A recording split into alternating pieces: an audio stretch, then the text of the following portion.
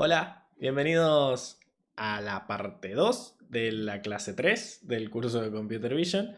Parte 2 en la que vamos a continuar hablando de la historia de las redes convolucionales y de su evolución a lo largo de esta última década.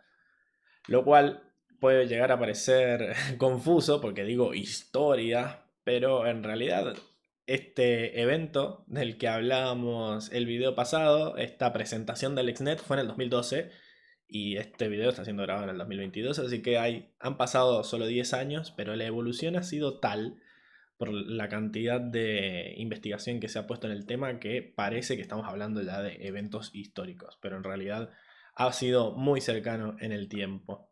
Bueno, nos quedamos en ese punto, ¿no? En donde AlexNet demostró que era mucho más poderoso dejar que las redes aprendieran solas las features para interpretar de las imágenes que estar nosotros manualmente seleccionando qué partes de la foto mirar y cómo describir la información visual que está ahí. Simplemente le damos la información visual a la red y la red aprende a fijarse a qué prestarle atención, ¿no? Manteniendo la invarianza, la traslación y la localidad que vieron en la clase pasada con Luciano. Pero si bien esto pasó en el 2012, recordemos con un montón de aportes a lo que había sido la red del ENET, agregaron Image Augmentation para multiplicar la cantidad de imágenes con las que entrenaban y empezaron a utilizar GPUs para el entrenamiento, lo cual les permitía paralelizar el procesamiento un montón. Si eso pasó en el 2012, en el 2013 todos decidieron copiarle a AlexNet para ver quién podía ganar. Y no fue un año de muchos avances a nivel, digamos, propuestas de arquitectura. Simplemente copiaban a AlexNet y le cambiaban un par de parámetros.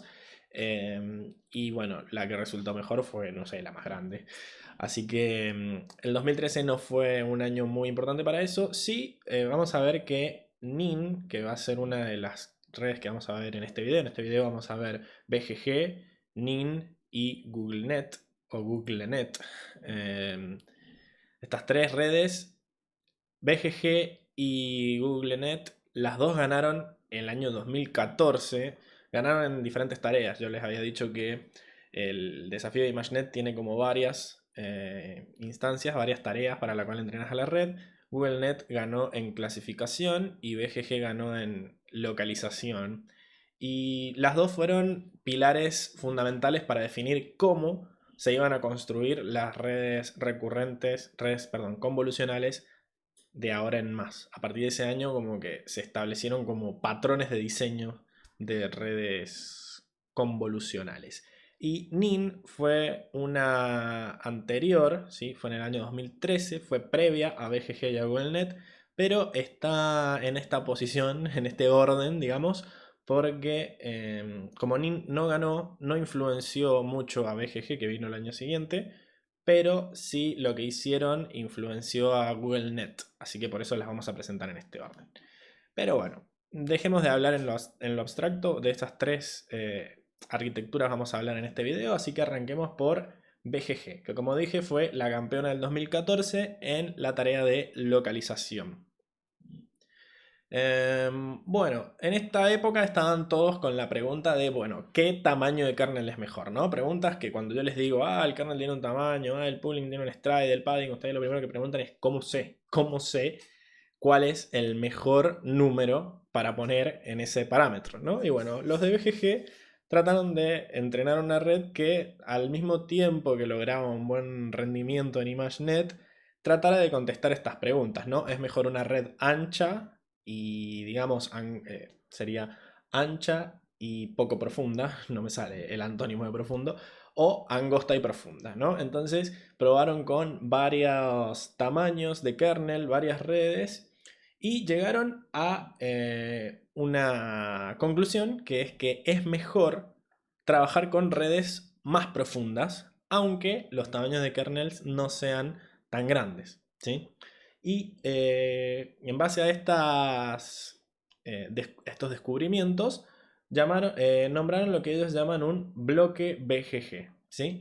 Lo que tiene BGG es que Bueno, se llama así porque la creó el Visual Geometry Group, que era un grupo de investigación de la Universidad de Oxford, y le pusieron ese nombre a la red. Y básicamente generaron un bloque BGG que es exactamente igual siempre, y lo único que se hace es apilar ese bloque, ¿sí? Este bloque tiene una capa convolucional con padding para mantener la resolución, una no linealidad, o sea, una función de activación como ReLU, que era la que había usado AlexNet, y una capa de pooling para reducir la resolución, ¿sí? Bien, este bloque lo que dijeron fue, es un ladrillito para construir mis redes y básicamente vamos a poner ese bloque uno atrás del otro, uno atrás del otro, porque ellos llegaron a la conclusión de que es mejor tener convoluciones chicas apiladas que tener convoluciones grandes y tener pocas de esas, ¿ok? ¿Por qué llegaron a esta conclusión? Porque bueno, el esquema que veníamos trayendo antes, a ver si tengo la imagen acá de BGG, también la tengo acá en el notebook, pero no sé hasta dónde tengo que bajar. Acá tenemos la comparación, ¿no? Acá abajo mío, entre AlexNet, BGG y un bloque BGG, ¿sí?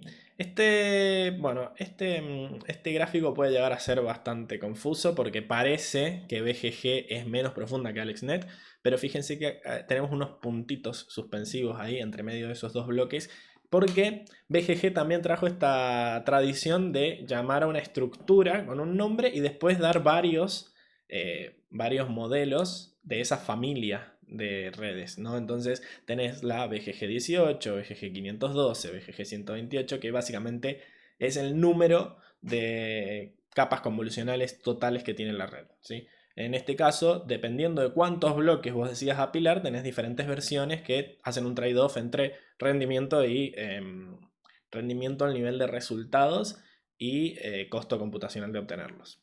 Bien. Pero bueno, básicamente lo que quiero que vean de AlexNet es que AlexNet tenía capa convolucional, pooling, capa convolucional, pooling.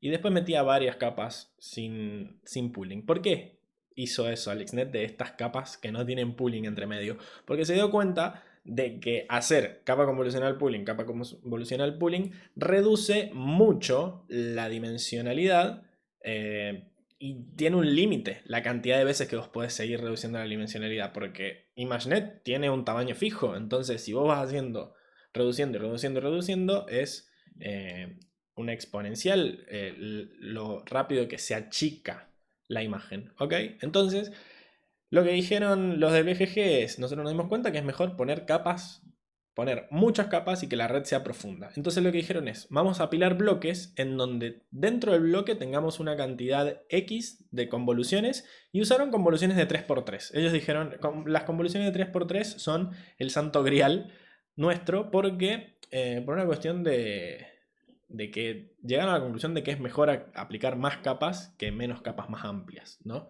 Esto de que, por ejemplo, si nosotros hacemos una convolución de 5×5, tiene tantos parámetros como 5×5 por c al cuadrado, ¿no? Suponiendo que mantenemos la cantidad de canales de entrada igual que la de salida. Bueno, eso es casi lo mismo que 3 convoluciones de 3×3. Entonces, como ellos estaban, si se fijan, 3 por 3×3 por c al cuadrado. Entonces, como ellos estaban a favor de ir más profundo en vez de ir más ancho, decidieron usar siempre convoluciones de 3×3, pero apilar varias.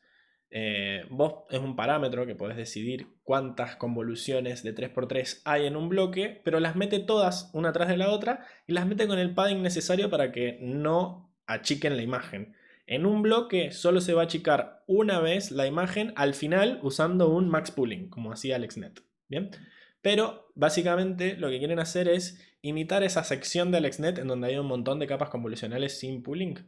Bueno, acá eso es lo que dijeron que iban a hacer. Y toda la red la armaron así. Fíjense que desde el principio están haciendo convoluciones de 3×3. Pero convoluciones de 3×3 que mantienen la dimensionalidad, que usan un padding que hace que no se reduzca la imagen. Entonces pueden meter varias y trabajar con distintos niveles de mapas de activación. ¿Sí? Porque recién van a reducir la dimensionalidad al final del bloque. Entonces, el mismo objetivo que tenía AlexNet de ir achicando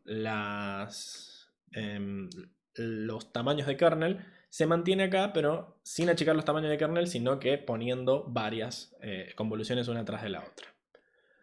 Ok, entonces, básicamente de eso se trataba BGG. De decir, usemos un método en donde repitamos capas convolucionales que sean todas del mismo tamaño y que vayan uno tras del otro. Y al final tiene esto de la cabeza, ¿no? De la capa densas, las capas densas para tomar la decisión, que eso se mantiene exactamente igual.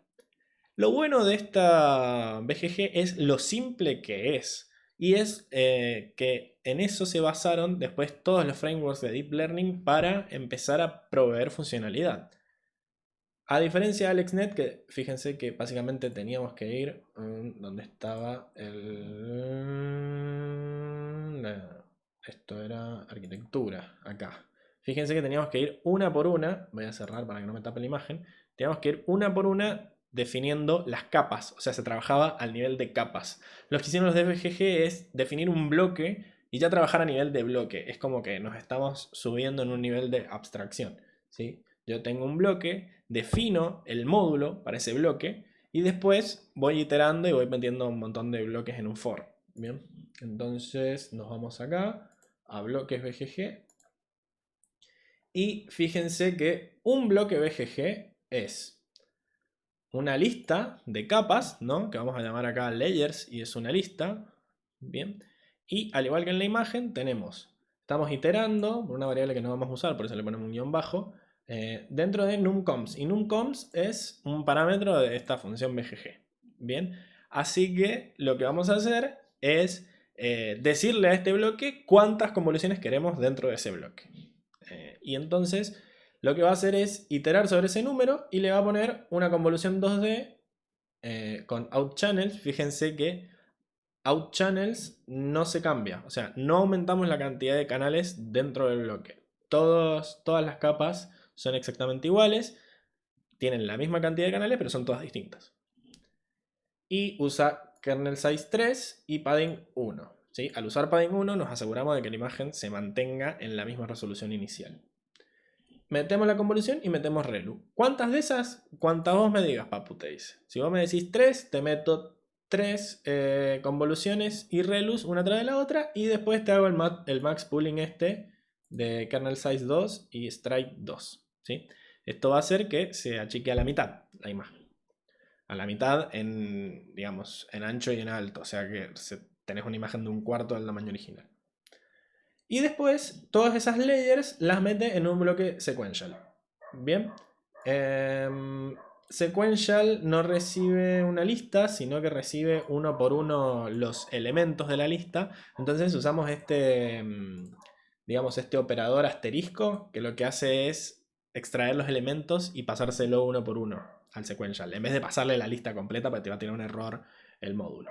Bien, así que esta función te devuelve un sequential que básicamente es un bloque BGG. Te devuelve convolucional relu, convolucional relu, convolucional relu. Todas las convolucionales tienen el mismo número de canales y todas mantienen la resolución.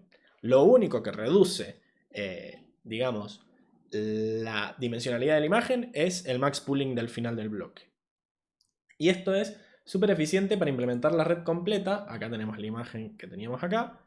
Y fíjense que el bloque que genera la red es súper fácil. En el init, ¿sí? Vamos a tener una lista de bloques. Al igual que dentro del bloque teníamos una lista de capas, la red completa va a ser una lista de bloques, ¿sí? Y vamos a recibir un arch. Este arch va a ser una lista de tuplas, de duplas en este caso, ¿no? En donde vamos a pedirle, mira, cada bloque, ¿cuántas convolucionales tiene y cuántos canales de salida tiene? ¿Sí? Porque dijimos que dentro de las capas, dentro del bloque, todas las capas van a tener el mismo número de canales de salida, pero me tenés que decir cuántas son y cuánto es ese canal de salida. Bien, y este arch es una lista, va a ir iterando sobre esta lista de duplas. Por ejemplo, acá tenemos una que hemos dicho, un bloque con una convolucional de 64, un bloque con una convolucional de 128, con dos de 256, con dos de 512 y dos de 512. Bien, eso sería una estructura BGG. Entonces, le mandamos esa lista de duplas, iteramos sobre esto y le decimos, creamos un BGG con esta cantidad de convoluciones y esta cantidad de canales de salida, es lo que hicimos arriba, ¿no? Y básicamente hacemos un append sobre a la lista, ¿no? Entonces tenemos en una lista tantos bloques como nos dice esa lista de duplas que mandaste como entrada al init, ¿no? Bueno, y básicamente tenemos un sequential en donde metemos todos los bloques convolucionales estos, ¿no? Vamos a hacerle un poco de zoom. Ahí está, así no dejamos ciego a nadie. Donde también usamos el truquito este de, bueno, todos los elementos de la lista pasárselos al sequential sin pasarle la lista.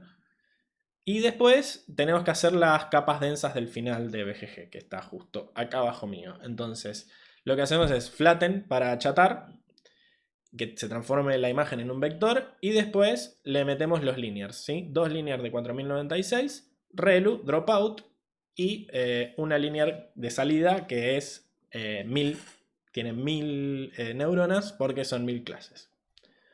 Y eso es la red, ¿sí? Lo que tiene BGG y lo que quedó para la posteridad de BGG es su simpleza a la hora de armar la red. Nada que ver con AlexNet, que era un quilombo ir definiendo capa por capa. Y nada que ver como vamos a ver después que fue GoogleNet, que era un quilombo tremendo definir cada uno de los hiperparámetros de los bloques que usaba.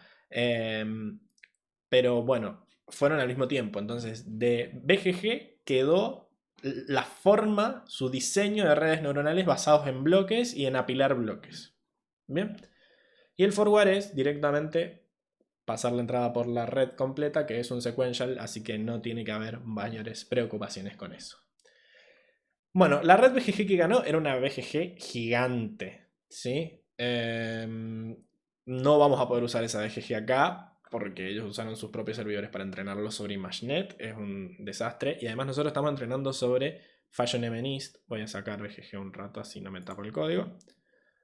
Estamos entrenando sobre FashionMNIST, que no es un problema tan complejo como para requerir una estructura tan grande. Así que vamos a usar este concepto de que todas las que se utilicen generando estos bloques de 3x3 con un max pooling al final apilados, técnicamente es una BGG, solo que vamos a usar una BGG chiquita, ¿sí? Que tenga esta arquitectura, en donde tenemos 1, 2, 3, 5 bloques, donde los primeros 2 bloques tienen una sola capa convolucional y los últimos 3 tienen 2 capas convolucionales, y ahí le estamos pasando la cantidad de canales. Fíjense que el chiste de estas redes que proponen las BGG es que la imagen se vaya achicando a medida que pasa por la red, pero se vaya alargando en canales, ¿sí? Se va haciendo más angosta y más profunda, digamos. Tiene mayor cantidad de canales los feature maps. Y bueno, y acá tenemos el resultado, ¿no? Tenemos 1, 2, 3, 4... 5 bloques iguales de 0 al 4 que son sequentials con convolucional, relu, max pooling, excepto los primeros dos que tenían una sola convolucional porque es lo que le dijimos en la variable arch. Y después viene el flatter, linear, relu, dropout y el último linear, que es lo que tira la salida. ¿Sí? Como te digo, BGG básicamente es lo mismo que proponía AlexNet, pero de una manera que sea fácil de programar y de que se demuestre. Ellos probaron varios tamaños de kernel, probaron varias profundidades y trataron de ofrecer una experiencia empírica de que es mejor que las redes sean profundas y angostas. Bien. Bueno, básicamente por eso se llama Deep Learning, porque las redes son cada vez más profundas. Y bueno, muchos dicen que si bien AlexNet fue la que propuso esto de empezar a usar redes convolucionales, la primera red convolucional moderna es BGG, por el hecho de que tiene esta estructura de bloques apilados, que era algo que hasta entonces no se había propuesto. Bueno, la vamos a entrenar al final y tiene un 88% de accuracy en validación. Creo que tiene menos que AlexNet, pero bueno, no estamos usando la BGG que ganó, estamos usando una BGG chiquita. En cambio AlexNet estábamos usando la versión efectivamente que ganó. Sí, llega a un 90 el AlexNet, ¿ok? Pero es porque estamos usando una versión chiquita de BGG. Lo importante no es usar exactamente la misma red que ellos propusieron para el concurso, sino quedarse con esta idea de apilar bloques y hacer cada vez más profunda la cosa. Bien. Bueno, ustedes dirán, listo, ya está, tenemos nuestra versión terminada de una red, de una red convolucional. Y no, hay que mejorar bastantes cosas. Una de las cosas que hizo NIN, que es esto, Network in Network, es atacar al gran elefante en el salón, que todos se negaban a darse por hechos de que existía, que es estas capas del final, ¿no? Una red convolucional, como BGG o como AlexNet hasta ahora, tienen esta forma en donde al principio vamos aplicando convoluciones que van generando las features, que después le vamos a pasar a una capa densa gigantesca para que tome la decisión que queremos nosotros. El problema es que estas capas densas gigantescas son súper caras. Recordemos que una capa densa está conectando a cada neurona con todas las neuronas de entrada y que cada neurona de entrada es una de los píxeles de los campos, de los mapas de activación de salida de toda la red. Y estamos aumentando mucho los canales. Entonces, achatar esos tensores de 3 dimensiones para cada una de las imágenes de entrada te da vectores gigantes. Y para cada de esos vectores gigantes estamos trabajando con 4096 neuronas. Entonces, son muchos números. Era la razón, estas capas del final eran la razón por la cual AlexNet se tuvo que dividir en dos GPUs. Bien. Y los de NIN dijeron, bueno, la verdad que no está tan bueno esto de las capas densas porque al final son re caras. Y encima, sí o sí las tenemos que poner al final, que es una de estas desventajas que tiene. Yo no puedo ir aprendiendo cosas de las features intermedias que producen estas capas convolucionales, porque para pasarlas por las capas densas tendría que achatarla, y al achatar la salida de la capa convolucional 1, por ejemplo, si acá en el medio quisiera poner ya una capa densa, tendría que achatar lo que sale y después, y después perdería toda la información eh, de estructura, de espacio, porque podría yo volver a generar ¿cómo se llama? El tensor de 3 dimensiones, pero la realidad es que la capa densa ya mezcló toda la información, no está siendo respetuosa de la estructura de la red. La capa densa recibe un vector y te genera un numerito. No le importa mantener la estructura bidimensional de la imagen. Entonces, eso es lo que vieron como problemas estos de NIN, ¿no? De que eran muy pesadas las capas densas y de que no se podían agregar antes en la red para ir aprendiendo de las features intermedias. Entonces, ¿qué dijeron ellos? Mira, vamos a proponer reemplazar todas las capas densas por convoluciones uno por uno. ¿Ok? Y al final utilizar un truquito con un average pooling global, es decir, que te tire un pooling de promedio de toda la imagen. Es como usar un pooling de promedio, pero que el tamaño de ventana sea igual a la imagen. Entonces, de toda la imagen de salida, de todo el feature map, digamos, de salida, o el mapa de activación, va a generar un solo número. Y ese número va a ser como la predicción de la red. ¿Ok? Y al hacer esto, el pooling no tiene parámetros, o sea que te ahorras un montón de parámetros acá. Básicamente lo único que está haciendo es hacer un promedio, y el promedio no se aprende, se hace igual siempre. Pero vos decís, bueno, la red esta de arriba no hace un promedio, pero estaba aprendiendo qué fijarse de la salida. O sea que reemplazarla por un promedio no parece inteligente. No, pero ellos lo que meten es que dicen, bueno, metemos convoluciones de uno por uno dentro, entre medio de esta red, como para ir aprendiendo cosas en el medio, y al final las features que tenemos de salida también están tratando de mejorar la función de pérdida. ¿Ok? Digamos que sustituyen esta pérdida de inteligencia al final con meter inteligencia intermedia al agregar, digamos, no linealidad entre las convoluciones. Bueno, vamos a repasar un poco qué es lo que es una capa de una convolución de uno por uno. Lo vieron con Luciano y quizás en su momento parecía no tener mucho sentido, pero básicamente una capa de uno por uno, vamos a achicar un poco esto, así se ve entera la imagen. Esto que está en naranja es un kernel de 1 por 1, ¿sí? Básicamente es un numerito, ¿sí? Que se multiplica por cada píxel. Pero en realidad yo tengo tantos como canales de entrada tengo. Bien. Se aplica el mismo a todos los canales de entrada y produce X canales de salida. Entonces, lo que estoy haciendo es tomar todos los valores que están en el mismo píxel, pero a lo largo de los canales, como si fuera un vector, ¿no?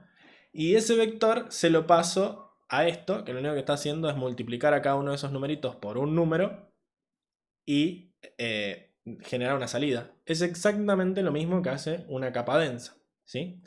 Una capa densa recibe un tensor como este, ¿no? En donde tenemos en la primera dimensión batch size, ahora sí debería subir un toque. Batch size es la cantidad de elementos dentro del lote, suponer 64. Bien. Una capa densa recibe un vector. ¿Y qué hace con ese vector? Hace una suma ponderada, multiplica cada elemento del vector por un escalar y después suma todo. Es lo mismo que está haciendo acá esta convolución de 1 por 1. Está recibiendo un vector y los está multiplicando a todos por un escalar, que son los escalares que están dentro de este cubito naranja, y los suma a todos y te genera un resultado que es el valor del píxel del feature map para ese píxel. ¿Ok? Y bueno, si está haciendo exactamente lo mismo, ¿por qué es mejor que hacer una capa densa? Porque, primero, esto sí mantiene la estructura de la imagen. Se hace en todos los, digamos, valores asociados al mismo píxel. Pero ese píxel se mantiene en el mismo lugar dentro de la imagen. O sea, este resultado que yo genero acá está en la posición 1, 1, que es el lugar de donde saqué las features de entrada en el tensor tridimensional de entrada. Estaban en la posición 1, 1, entonces la salida va a estar en la posición 1, 1. Y todas las entradas en la posición 1, 2, su salida va a quedar al lado. Entonces se mantiene la espacialidad, a diferencia de en las capas densas que toda la imagen se aplasta, recibo toda la imagen y genero un número. Esa es la principal diferencia entre las convoluciones de 1 por 1 y las capas densas. Mantienen la estructura de la entrada. Entonces, por eso es que estas capas de 1 por 1 se pueden meter acá entre medio de las convoluciones, porque como mantienen la estructura, no me destruyen la información espacial. Y segundo, son dependientes de la cantidad de canales que yo quiero generar. O sea, este kernel tiene 192 números, 192 parámetros que tengo que guardar. En cambio, los parámetros que tengo que guardar en la capa densa dependen del tamaño del kernel que entra. O sea, dependen del tamaño de entrada y tenían muchos valores acá. Tenían 4096. Entonces era 4096 por ancho y alto de el kernel de entrada. Ancho y alto y canal. O sea, era una locura la cantidad de parámetros que metíamos acá. Y acá simplemente es 1 por la cantidad de canales. Y bueno, también por la cantidad el tamaño de la entrada, ¿no? Pero, o sea, es proporcional a la cantidad de canales y es mucho menor la cantidad de canales que los 4096 que ponía al final. Eso me permite poner varias en varios lugares de la red. ¿Ok? ¿Cómo funciona esto entonces? Bueno, la entrada de una convolución tiene este tamaño. Es un vector de 4 dimensiones, ya lo veníamos hablando, en donde la primera dimensión es el número de ejemplo, número de la imagen dentro del lote, pero después tenemos canales, ancho y alto. ¿Sí? Entonces, para cada píxel de este ancho y alto, yo recibo todos los canales. Es como que estuviera haciendo, digamos, una capa densa en cada instancia, en cada combinación de height y width, ¿sí? Es como que estos dos canales, estas dos dimensiones, perdón, las estoy tomando como las dimensiones de entrada de algo que recibiría una capa densa. Bueno, creo que ya se entendió. Voy a seguir delante, pero cualquier duda que tengan, preguntan en la clase sincrónica, ¿sí? Es importante esto que están reemplazando las capas densas por convoluciones uno por uno porque son mucho más baratas a nivel de parámetros y mantienen la estructura del feature map, lo que nos permite meterlas entre medio. ¿Sí? Entonces, básicamente eso nos lleva a un bloque nin. ¿Ok?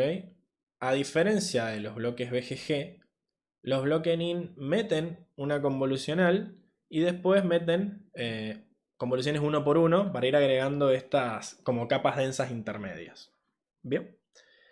Y bueno, a diferencia, como esta red NIN es más vieja que la BGG, no tiene esto de apilar bloques todos iguales, sino que va cambiando los bloques. Primero tiene bloques de 11 por 11, después de 5 por 5, de 3 por 3. Si se fijan, le está copiando los tamaños de bloque a AlexNet, porque dijimos que en el 2013 todos le copiaban todos. Pero por lo menos metieron esta cosa interesante que era meter convoluciones de uno por uno dentro de los bloques, con tal de ir sacando ya información desde el principio. Y al final, la otra diferencia que tenemos entre las dos redes es que reemplaza todas estas capas densas, que son muy caras, por un global pooling. Bueno, vamos a definir cómo funciona el block NIN. Básicamente es lo que le dijimos acá. Tenemos una convolucional, primero una com2d, que tiene un kernel size que vos le pasás. Como dijimos, va cambiando. Primero es 11, después es 5, bla, bla, bla. Y le pasás el stride y el padding, que también va cambiando a lo largo de los diferentes bloques. Por eso tiene que ser personalizable, no como el NIN, el BGG, que ya tenía hardcodeado el 3. Pero después, lo que sí está hardcodeado es que las otras dos capas convolucionales son de uno por uno. Bien. Así que esas vendrían a ser como capas densas dentro del bloque. Y entre medio de todas las convolucionales, una ReLU para agregar no linealidad. Bien, entonces básicamente este bloque NIN es muy simple, pero está muy bueno el concepto este de cambiar las capas densas por uno. Y después tenemos el modelo completo, que voy a volver a activar la imagen para que se vea, espero que se vea bien. Tenemos un bloque de 11 por 11, entonces le decís, dame un nin block, acá, un nin block de tamaño 11, stride 4 y padding 0, que es lo que dice el primer bloque. Después hace un pooling de 3 por 3, stride 2, que es ese cuadradito azul que está arriba del bloque. Después hace un bloque de 5, después otro pooling, bloque de 3, otro pooling, bloque de 3, y después hace, bueno, entre medio de los bloques, no, al final de todos los bloques mete un dropout para combatir el sobreajuste, ¿verdad?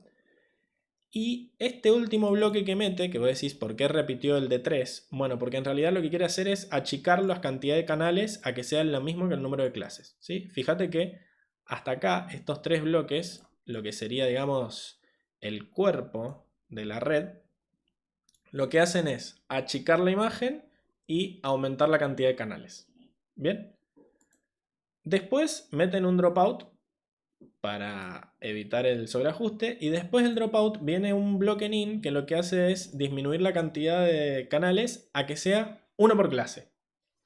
Entonces, lo que va a generar es que en ese tensor de salida vamos a tener para cada una de las clases una imagencita, ¿no? Un canal para cada una clase, entonces tenemos un feature map para cada clase.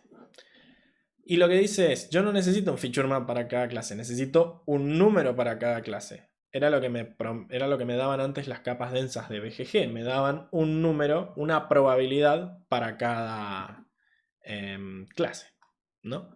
Entonces lo que dicen es, bueno, hacemos un pooling promedio global. Es decir, de cada uno de estos features map que están guardados en cada uno de estos canales del tensor, tirame un solo número. Entonces, es por eso que hace un pooling global, digamos. ¿Ok? Bien. Y después achata el resultado porque nos va a quedar una forma rara. Van a ver ahora. Vamos a crear nuestro modelo NIN y le vamos a pasar un batch de una sola imagen, ¿sí?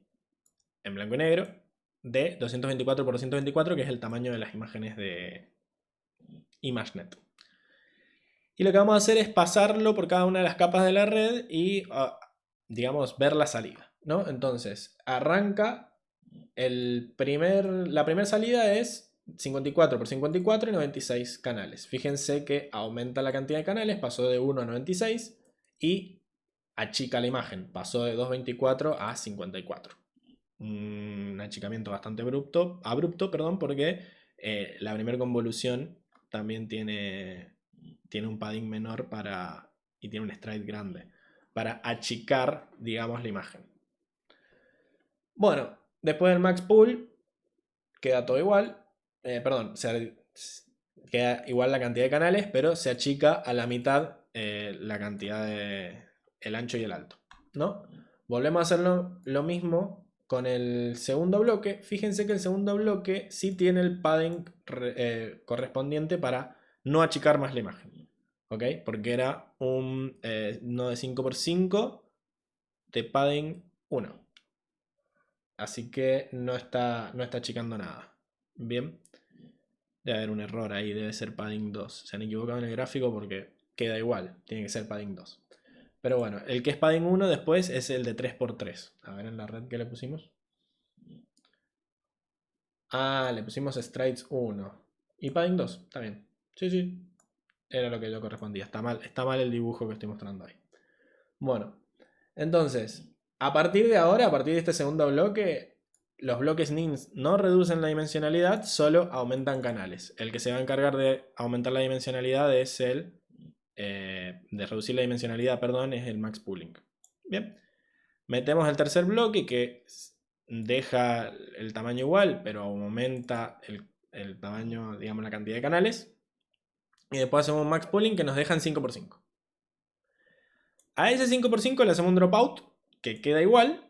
Y ahí es cuando aparece este último bloque, que vendría a ser el bloque, digamos, de las decisiones, en donde sacamos las features para cada una de las clases. Y por eso es que nos quedan 10 canales. ¿Sí? O sea, cada uno de esos canales corresponde a una de las clases del dataset. Pero, fíjate que lo que me devuelve para cada una de las clases es una imagencita de 5x5. No es una imagen porque no tiene sentido visualmente, sino que es un feature map. Que es un tensor bidimensional de 5x5. Y nosotros lo que necesitamos es que sea un solo número. Entonces lo que vamos a hacer es un pooling promedio adaptativo, que es como lo llama Torch, de decir, bueno, quiero que lo que le pasamos acá cuando lo declaramos es la salida, ¿sí? Vos fijate, le estamos diciendo a Torch, vos fijate de qué tamaño tiene que ser el pooling para que la salida sea de 1 por 1. Es como una especie de lazy pooling, ¿no? Sería una cosa así. Pero básicamente yo no le digo cuál es el stride y el padding, sino que le digo cuál es la salida que quiero. Y quiero que sea de 1 por 1. O sea que para cada clase me quede un solo numerito. Y efectivamente es lo que vemos que está pasando acá en la salida. La salida quedó de 1 por 1 para cada uno de los 10 canales. Y ahora lo que hacemos es, en realidad, este tensor raro en realidad tiene 10 números nomás. Así que lo vamos a achatar y que me quede de 1 por 10. ¿Sí? Este 1 es un 1 porque mi lote tenía 1. Si hubiera pasado 40 imágenes, me hubiera quedado un 40 a lo largo de todo el paso de la red.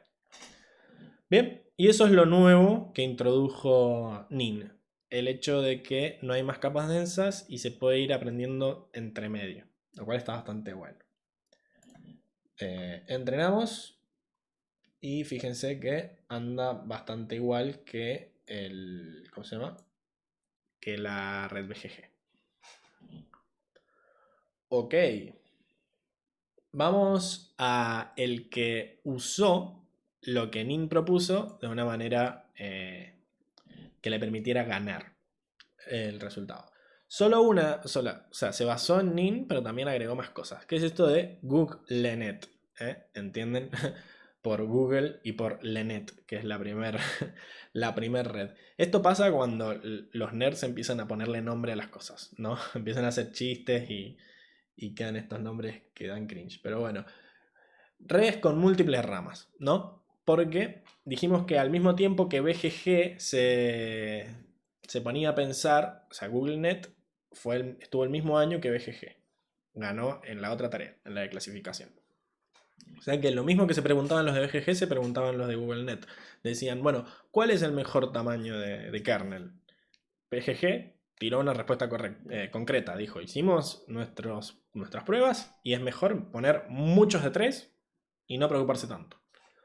Los de GoogleNet dijeron, bueno, pero en realidad me parece que los otros tamaños de kernel tienen algo que aportar. Así que la respuesta es metelos a todos en diferentes ramas y hace que la misma entrada pase por diferentes ramas y después concatenarlo. ¿Sí?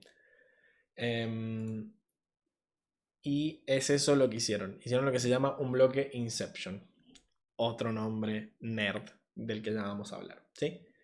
Pero bueno, además de esto de que básicamente Google lo que hacía era combinar las fortalezas de NIN con la repetición de bloques de BGG y mezclar todos los kernels de convolución. O sea, no sabían qué kernel de convolución usar, los metemos todos en un mismo bloque por entradas paralelas, digamos, y la información que me larguen todos la condenso en un solo vector. ¿Sí? Lo cual a principio tiene sentido, ¿no? Si los bloques de 11 por 11 se fijan, digamos, features más grandes que entran en un cuadro de 11 por 11 y los de 3 por 3 se fijan en features más de bajo nivel que entran en un kernel de 3 por 3, me interesa ambos datos me interesan, así que hago los dos escaneos y me quedo con los dos resultados concatenados. Eso es lo que decía GoogleNet. Y otra cosa que puso en práctica GoogleNet, y a partir de entonces todas las redes hicieron eso, es el tema de estar separada en una base, un cuerpo y una cabeza. ¿Sí? La base básicamente son las dos o tres primeras convoluciones que se encargan de extraer features de bajo nivel. ¿Sí? Es como que reducen rápidamente la dimensionalidad de las imágenes y extraen features de bajo nivel.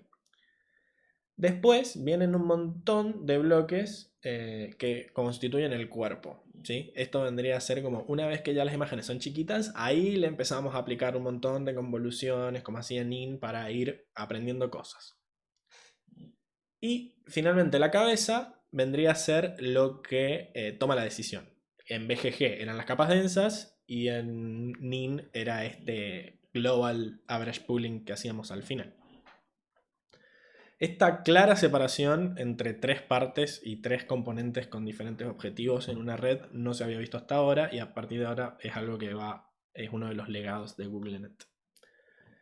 Y bueno, vamos a ver el tema de los bloques Inception. Literalmente le pusieron este nombre por un meme de Inception que seguro lo habrán visto.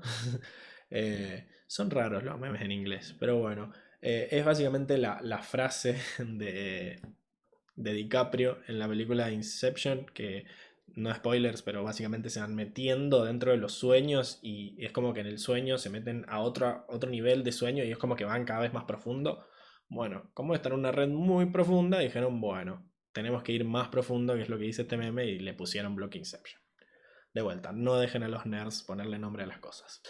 Y básicamente lo que propone este bloque es todas las features a diferentes niveles me sirven. Entonces, la misma entrada va a pasar como por 4 ramas distintas dentro de un mismo bloque que me van a dar features distintas. Por ejemplo, el primero es una convolución de 1 por 1, que era lo que hacía NIN, ¿no? Es como que vamos a aprender directamente de cada uno de los píxeles de la entrada. No vamos a trabajar con features globales o locales, digamos, sino con todas las features que vienen en el mismo píxel. Acá hacemos un trabajo de ver qué onda los canales.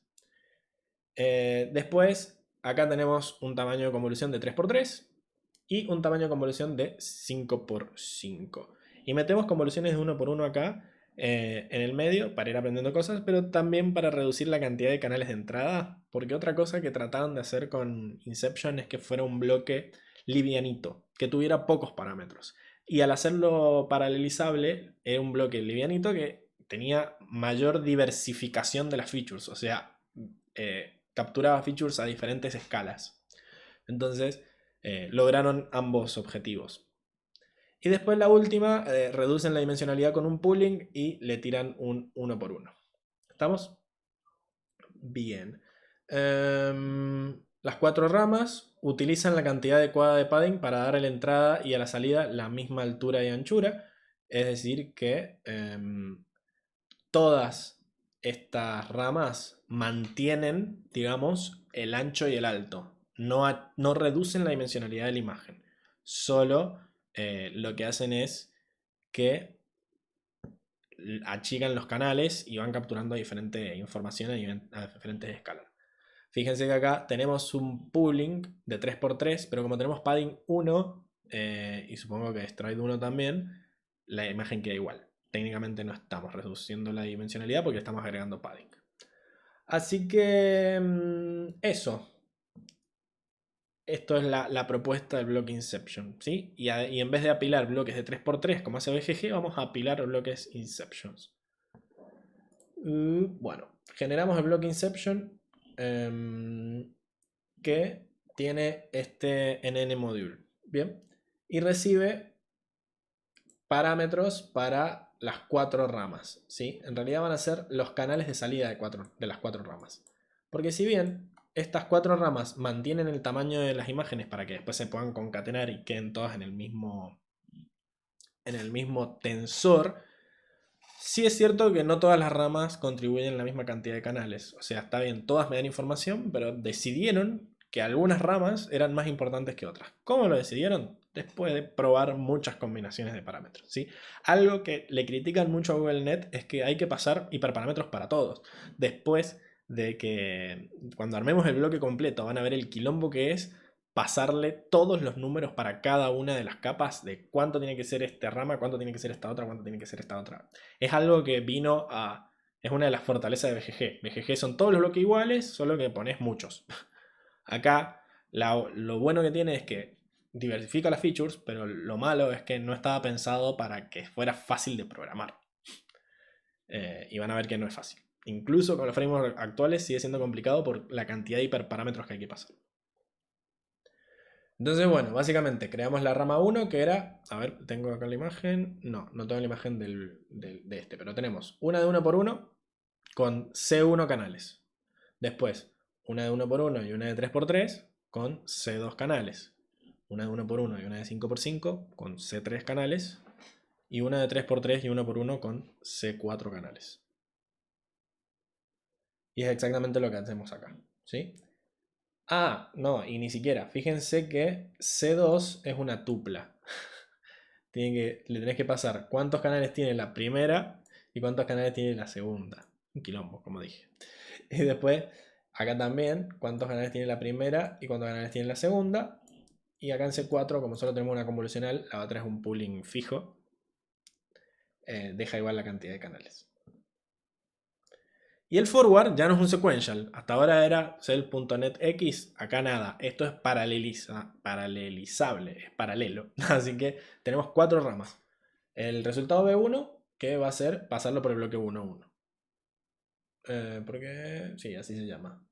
Ah, bien. El resultado B2 pasa por el bloque B2.1 y después por el bloque B2.2. ¿Sí? Que es como la segunda rama. Después pasa por la tercera rama, por la cuarta rama. Así tenemos 4 tensores distintos que tienen el mismo alto y ancho, pero diferentes canales. Y después se concatenan todos en la dimensión 1, que es la dimensión de los canales. ¿Ok? Fíjense que no es difícil lo que hace por dentro el block Inception, pero sí es complejo la cantidad de parámetros que recibe. Tengo que recibir 4 números, de los cuales los 2 del medio no son números, son tuplas. Son 6 números. Bien. Y no es que son todos los bloques Inception iguales. Cada uno de los bloques Inception que usamos tiene diferentes hiperparámetros. No sé por qué, pero bueno. Encontraron que ese era el que mejor andaba y lo usaron. Bien. Esto es GoogleNet entera, ¿no? Fíjense que está bien separado lo que les decíamos antes, que son la base, el cuerpo y la cabeza. La base es esto que tenemos acá adelante, ¿no? Son estas dos capas que son fijas, no son bloques Inception. Tenemos una capa de 7x7 y una capa de 3x3 que van a encargarse de extraer features de bajo nivel y reducir rápidamente la dimensionalidad. Una vez que tenemos imágenes chiquitas, ahí pasan por una serie de bloques Inception que constituyen el cuerpo. ¿sí? 2 bloques inception y después un pooling, 5 bloques inception y después un pooling, y 2 bloques inception y después termina el cuerpo, ¿no? Fíjense que tenemos que meter poolings entre medio porque los bloques inception no tocan la dimensionalidad de la imagen, mantienen la dimensionalidad de la imagen. La entrada del bloque inception es la salida del siguiente. Lo único que cambian son los canales, la cantidad de filtros que aprendemos en el camino. Lo que aprendemos los amigos que hacemos en el camino. ¿Ok?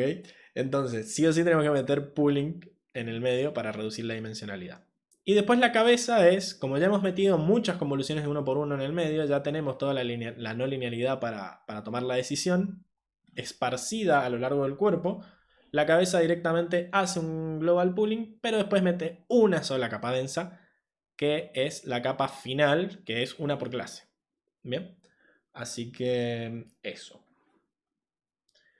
Bien, implementemos GoogleNet, lo cual no es fácil. Voy a dejar esta imagen, la voy a dejar acá arriba. A ver, tuki. Como está acostada, la puse, en vez de ponerla abajo, la puse acá a la izquierda. Pero bueno. Básicamente, B1 es lo que vamos a llamar la base. Esto lo vamos... Le voy a hacer zoom. A ver. Acá. Bien. Fíjense, necesitamos armar la base, que es lo que tenemos acá arriba, ¿no?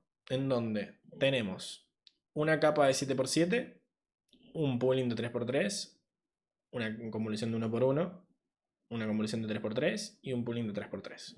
Todo eso está en el bloque 1, no, está solo lo de 7×7 y el pooling.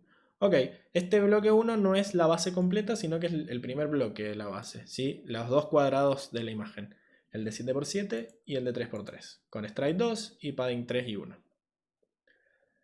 Bien. Ok, pero primero, fíjense que la convolución no reduce la dimensionalidad. Lo que termina reduciendo la dimensionalidad es el pooling. ¿Ok? Estos bloques son sequentials, así que hace un forward que lo pasa por la red, ahí se ve y listo. Y después vienen dos capas convolucionales más, una de 1×1, una de 3×3 y después viene entre medio las relus, ¿no? Y después viene el pooling. Este B2, ese son lo que ustedes ven acá al costado como tercer, cuarto y quinto cuadradito, ¿no? Y ahí tenemos la base. La base son bloque 1 y bloque 2.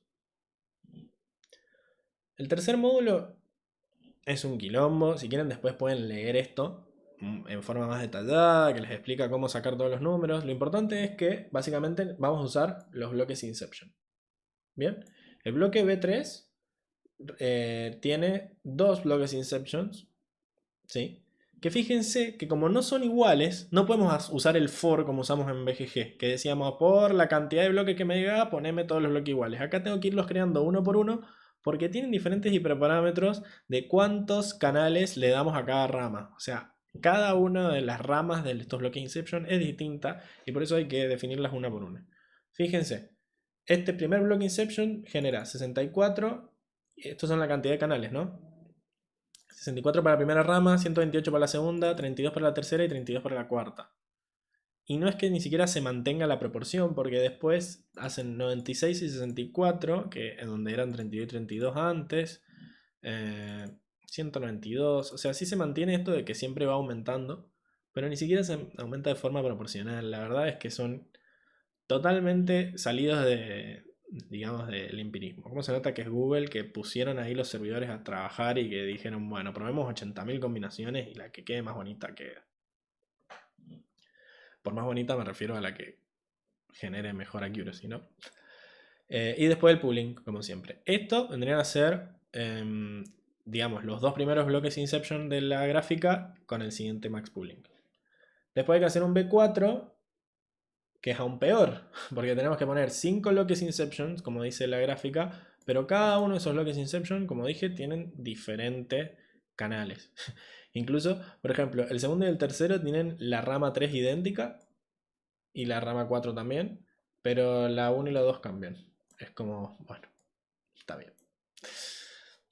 Como yo no soy científico de Google, no opino, ¿verdad? Pero bueno, es un tema. Y después el quinto módulo que vendrían a ser los dos bloques inception del final y el average pooling, que como para hacer un global le usamos esta función de adaptive que habíamos dicho antes y le decimos quiero que el resultado sea de uno por uno. Y por último quedaría la cabeza, que es solo la capa densa esa, que bueno, no hicimos un bloque, sino que directamente la vamos a poner acá en la red. Tenemos esta GoogleNet. A ver si puedo bajar un toquecín para que no me tape la imagen. Ahí. Esta GoogleNet debería mirar para allá porque quizás les estoy mostrando cosas que estoy tapando con la imagen. Espero que no haya pasado. Pero bueno, fíjense que tenemos los 5 bloques creados, ¿no? Y después hacemos un sequential, que sean esos 5 bloques uno tras el otro. Y al final una capa densa con la cantidad de número de clases. O sea, es la capa final de salida. Y a todos los concatenamos. Fíjense que vos decís, bueno, la verdad que la red al final quedó bonita, ¿no? Porque ya fuimos creando uno por uno los bloques arriba. Pero lo que no es bonito es... Ah, sí, porque están hardcodeados. Ok, yo pensé que tenía que pasarle todos estos parámetros después cuando lo crearas. Pero no, porque Inception no es una familia de redes. Perdón, GoogleNet no es una familia de redes. Es una red que está con sus parámetros y ya te la dieron. Entonces, bueno, esto es lo feo, digamos. Lo de que tenés que ir uno por uno definiendo los parámetros acá adentro. Pero bueno, ya está hecho. O sea, es copiarlo y usarlo. Así que generamos GoogleNet. Acá les hago un print de todas las capas. Todas las capas para que se harten con decir, bueno, querías redes profundas, ahí tenés redes profundas. Van bajando ahí y siguen apareciendo, pero bueno. Ah, y siguen, y la perra seguía y seguía. Pero bueno, es eso. ¿Qué tiene bueno esta red? Puedo sacarle un poco el zoom y ya puedo esconder GoogleNet que me está tapando media pantalla. A ver, ahí tuk, y vamos a hacer control menos. Lo que les decía antes, este bloque Inception lo que genera es una mayor diversificación de las features al generar ramas y también es más barato a nivel computacional. Porque pensemos, ¿no? La cantidad de parámetros, es decir, lo que tengo que guardar en memoria mientras voy entrenando, lo que voy a ir aprendiendo es, bueno, los parámetros están puestos en kernels, ¿no? Que tienen un W y un H. Generalmente W y H son iguales, pero bueno, por las dudas que hay algún kernel loco ahí que no es cuadrado. Que se van a multiplicar por todos los canales de entrada, ¿sí? Más uno que son los vallas, ¿sí? La mayoría de las redes no tienen vallas en las capas convolucionales, pero pueden llegar a tenerlo. Así que este más uno no son los pesos, sino también es el vallas de la convolución. Y bueno, cada uno de los filtros se multiplica por todos los filtros de todos los features maps, digamos, que son estos CHIN más 1. Y cada filtro tiene W por H elementos y hay CHOut filtros. O sea que cada uno de los CHOut filtros de W por H números, se multiplica por todos los CHIN más 1 filtros de entrada. Que lo que tiene esto es que es barato porque para achicar la cantidad de canales mete convoluciones de 1 por 1, en donde este W y este H es un 1, entonces es un 1 por 1 en este caso, por ejemplo, esta de 96. Sería 192 por 96 los parámetros, ¿me entendés? Sería 193 por 96 si tuvieras el bias activado, pero es 192 por 96, entonces es como que le bajan la cantidad de canales de entrada a esta de 3x3, que sí va a ser 3x3 en W por H, pero ya los CHIN bajan considerablemente. Y lo mismo hacen con la tercera capa, que tiene kernels más grandes, de 5x5. Y bueno, esta directamente mete una de uno por uno, es súper simple, y estos también son de uno por uno. O sea que si nosotros hiciéramos una capa de 3x3 con 192 canales de entrada y 256 canales de salida, serían 0,44 millones, es decir, 440.000 parámetros.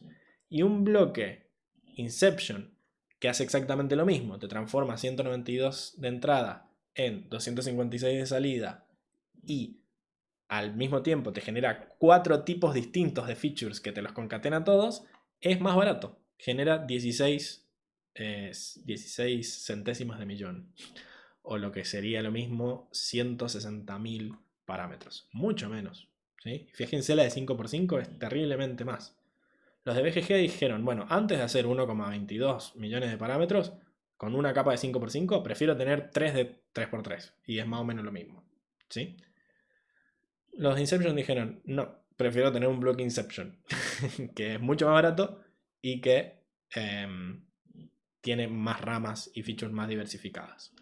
Entonces, bueno, acá está la cuenta que hice para llegar a esos números. Está totalmente comprobado esto. Pueden después ponerse a fijar qué onda. Los de Inception son medio un quilombo porque tienen varias ramas y qué sé yo, pero los de 3x3 y los de 5x5 son exactamente las cuentas que tienen arriba. ¿Sí? Y tenemos esto, el entrenamiento.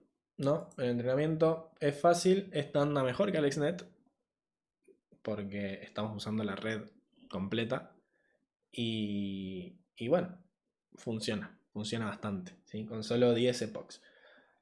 Sí, tuvimos que reducir un poco el learning rate porque tiene tantos parámetros que bueno, si usamos un learning rate más fuerte, puede ser que se desestabilice todo.